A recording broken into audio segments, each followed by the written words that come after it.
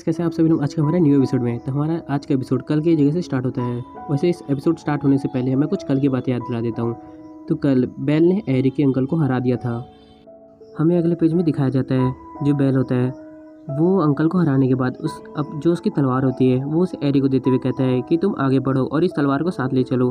और जो एरी होती है वो कहती है कि शुक्रिया, आपने मेरी फिर से जान बचाई। तभी कोई पीछे से उन्हें आवाज़ लगाता है और कहता है कि तलवार को नीचे रखो और कोई यहाँ से नहीं जा रहा है। ये सुनकर दोनों चौंक जाते हैं। जब वो दोनों पीछे पलटते हैं तब उनके पीछे कमांडर खड़ा होता है और कमांडर कहता है कि बूस्टर मर चुका है और उसने हमें अभी तक हमारी पैसे भी नहीं दिए हैं और वो अब मर चुका है, तो उसका जितना भी पैसा है वो तुम्हें देना पड़ेगा।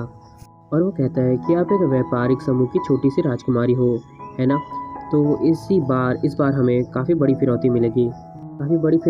इसका मतलब है कि काफ़ी सारे पैसे मिलेंगे। तभी एरी अजीब सी शक्ल बनाते हुए कहती है कि तुम सिर्फ 3 ही लोग हो, क्या तुम्हें यकीन है कि तुम हमारा कुछ बिगाड़ सकते हो। तभी वो कमांडर अपने सर पे हाथ रखते हुए कहता है कि हाँ, तुमने ठीक कहा। तो तुम अपनी आंखों को ध्यान से खोल के देखो कि तुम इस वक्त हो कहाँ पर।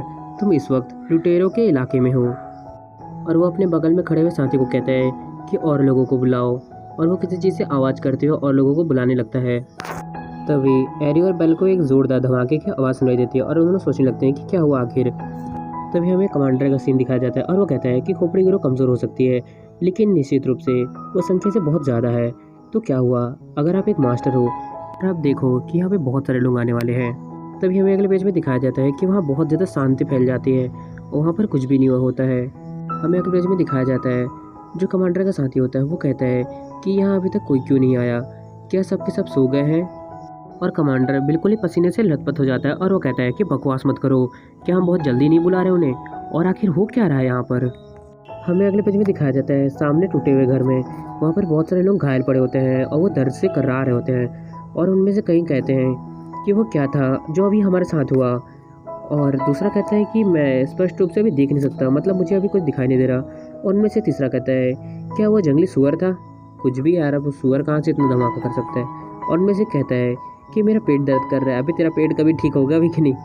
और उनमें से कहता है कि यह बहुत दर्दनाक था।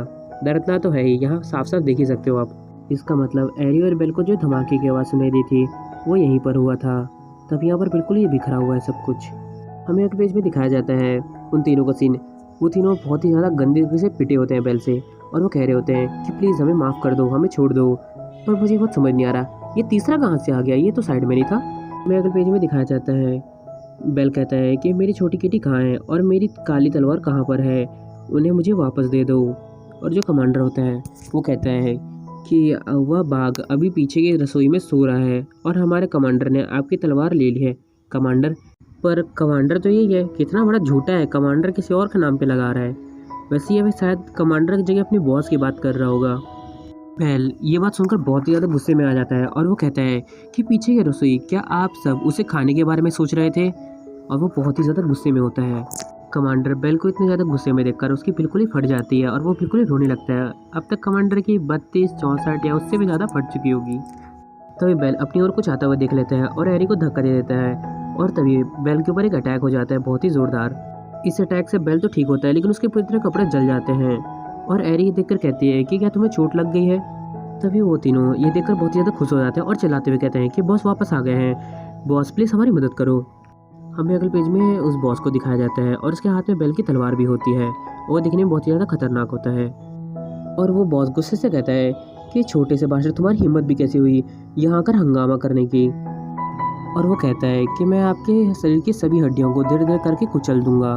हमें अगले पेज में दिखाया जाता है उस बॉस के ऊपर एक बहुत ही ज़ोरदार हमला हो जाता है और उससे उसके बिल्कुल ही चित्रे उड़ जाते हैं। और हमें अगले पेज में दिखाया जाता है कि वो जो जगह होती है वो बिल्कुल ही खाली होती है, जैसे वहाँ पे कुछ था ही नहीं, बिल्कुल ही राख हो जाता है वो वहाँ पर। और बेल अपने तलवार को लेते हुए कहता है कि आप बिना अनुमति के किसी और के निजी सामान का लापरवाही से उपयोग कर रहे थे, असल में आप परेशानी खड़ी कर रहे थे। और ये देखकर इन तीनों के बिल्कुल ही फट जाती है। हमें अगले पेज में दिखाया जाता है बेल काफ़ी खतरनाक दिख रहा होता है और वो कहता है कि मुझे पीछे की रसोई में ले चलो, साथ ही मेरी म्यान भी मेरे पास ले आओ। म्यान का मतलब जिसमें तलवार को रखी जाती उसे म्यान कहते हैं। वो तीनों पसीने से लथपथ हो जाते हैं और वो कहते हैं कि यस सर। तो आज का एपिसोड यहीं पर ख़त्म होता है, हम मिलते हैं नेक्स्ट एपिसोड में। और हाँ, मैं चाहता हूँ कि आप सभी लोग मेरे चैनल को सब्सक्राइब, लाइक और शेयर जरूर कीजिएगा। मेरे चैनल पे बिल्कुल ही कम सब्सक्राइबर हैं, तो तो प्लीज़ आप लोग मेरे चैनल को सब्सक्राइब ज़रूर कीजिए। और हाँ, मैं एक बात बोलना ही भूल गया था, जो मेरा फर्स्ट चैनल था क्लासिकल मॉन्स्टर सीए वो बंद हो चुका है पूरे, क्योंकि उसकी जो आईडी है वो मुझसे घूम चुकी है और इस समय मैं सीए 2 में वीडियो डाल रहा हूँ और यही मेरा इस समय ओरिजिनल चैनल है। तो अब हम मिलते हैं नेक्स्ट एपिसोड में, तब तक के लिए बाय।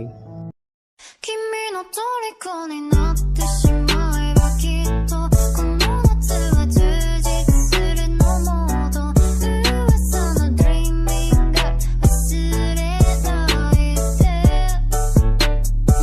でも気持ちは伝えてしまえばいつかその夢は覚めてしまうだろうな青い影が揺れる街角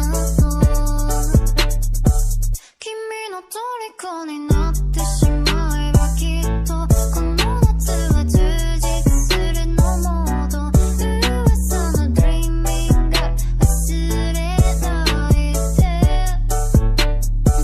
でも気持ちは伝えてしまえばいつかその夢は覚めてしまうだろうな青い影が揺れる街角君の虜にな